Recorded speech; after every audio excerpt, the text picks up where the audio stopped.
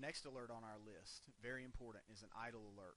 Now what idle alerts do is an idle alert says, okay, a vehicle is sitting still and the engine is running, and I want to know when a vehicle goes over a certain amount of time sitting still. So what you do here again, you add, and then you have the ability to select your scopes again, global, group, or vehicle. If you want to select global, that's fine. And then you give it a name, idle alert number 3, idle alert number 1, whatever. And then you select your range that you're comfortable with. Now the one thing I will tell you is every hour, based on your vehicle, you're consuming somewhere between 1 to almost 2 gallons of fuel while that vehicle is sitting still and running. So it's whatever you're comfortable with. Now, there's two important things here. If you say, okay, my vehicle shouldn't be sitting still running for any longer than 10 minutes, you have two options here. One, you have the ability to select 10 minutes. Now, if you select this box, what's going to happen is at the 11th minute that vehicle has been running and sitting still, it's going to send you an alert. Okay? And then it's not going to send you another alert after that. Now, if you were to go down here and you were to say, I want it every 10 minutes, what it's going to do now is it's going to give you an alert at the 11th minute, but then it's also going to give you an alert at the 21st minute, at the 31st minute, at the 41st minute.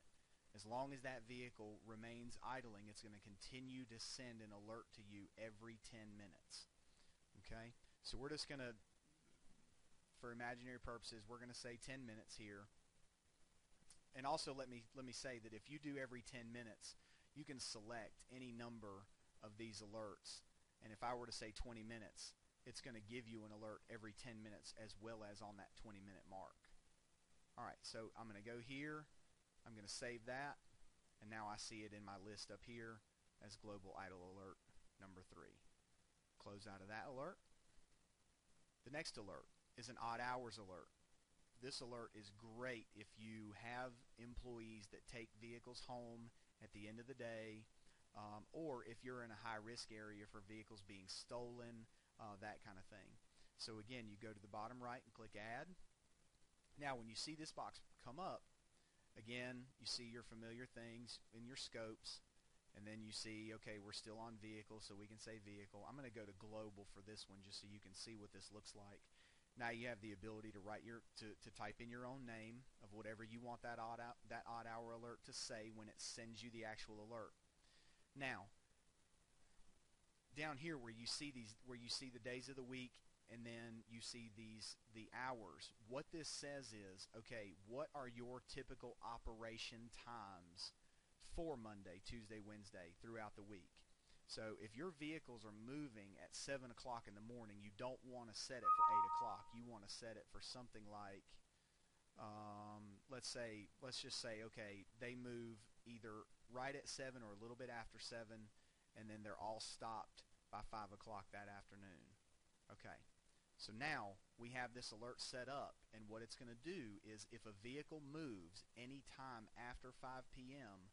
or before 7 a.m., you're going to get an alert that says, hey, this vehicle is moving. And then what you want to make sure you do down here is click Generate Alerts on off-hour stops as well as initial movement. Now what that's going to do is if the vehicle, let's say for instance that your vehicle is stolen, and I'm going to use a real-world situation here. We had a landscaping company that had 2 trucks that were stolen from their lot in the middle of the night. What they did is they drove the trucks off the lot, but then they stopped them in a certain location and unloaded all of the equipment. Then they started the vehicles back up and drove them again and ended up leaving them on the side of the road out in the middle of nowhere. Well, you want to click Generate Alerts on off-hour stops so that you get that stop alert so you know, okay, this vehicle is now stopped somewhere, and now you have that address to be able to give to your local sheriff's department, police department, whatever it is in your city. And then the last thing is make sure you select the correct time zone and then save this alert. And once you save it, there it is in your list. And then you can close out of that box. Stop alerts. Now, what a stop alert says is, let's say you have a route driver that is not supposed to be, that truck basically stops for 15 or 20 minutes at a time, and then it should be moving again. Well, let's click add, and I'll show you what this alert's going to do. Now, again, I see my scope. I'm going to set it up as global here. I can do the name again, whatever I want to make it.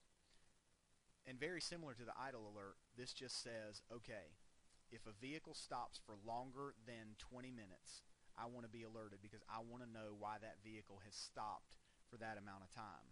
And you can set this for a day, a week, 60 minutes. Any of these will set. So if it sits for an entire day and doesn't move, it's going to send you an alert so that you know about it. And then again, you just save it, and now you see it in your list here. Close out. And the very last alert is a maintenance alert. Now, what a maintenance alert is going to give you is, this is done by odometer. And what a maintenance alert does, well, let's show you with the add button. So I'm going to click add here, and then I get a scope, which is only going to be by vehicle because this just pertains to each individual vehicle in your fleet.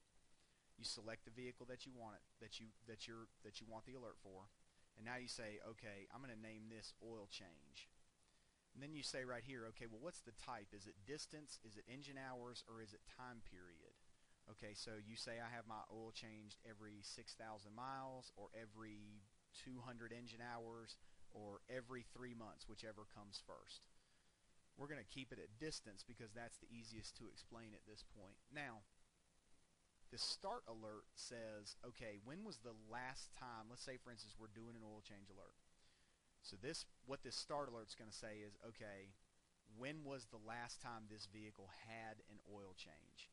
So if that's the case, let's say it got an oil change at 27,000 miles. So we're going to put in there start alert at 27,000 miles.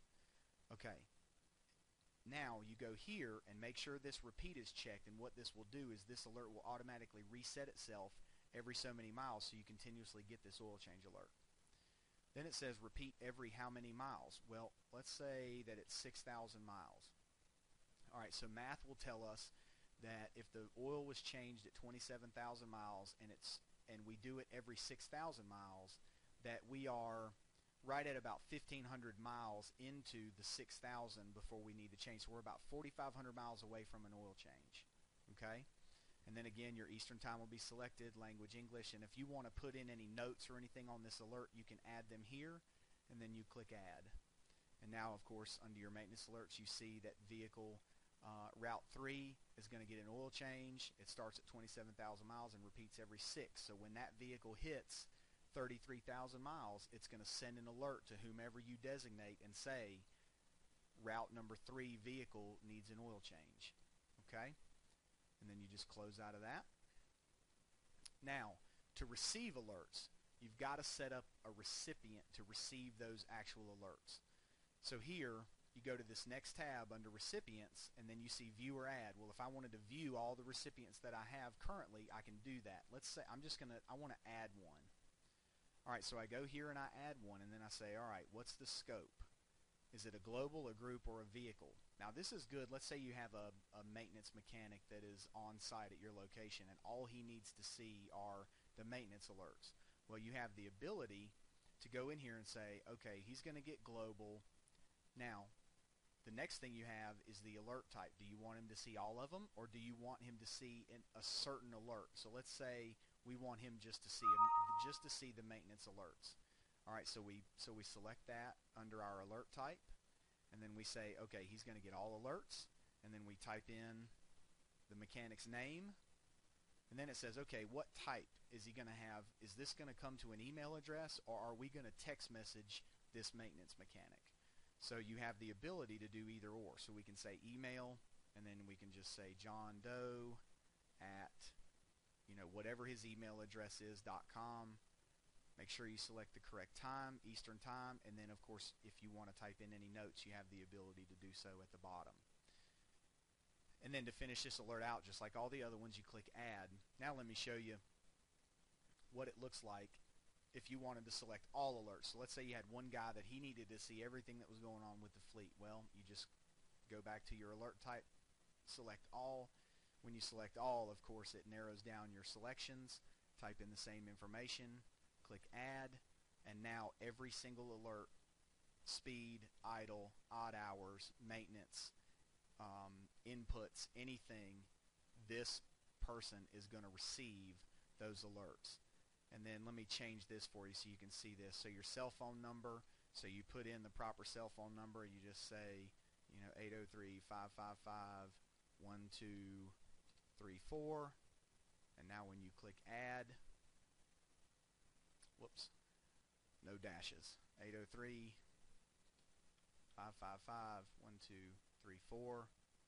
Add it, and now he's added. That simple. This concludes today's lesson from One Bridge Knowledge Center, and we appreciate you watching.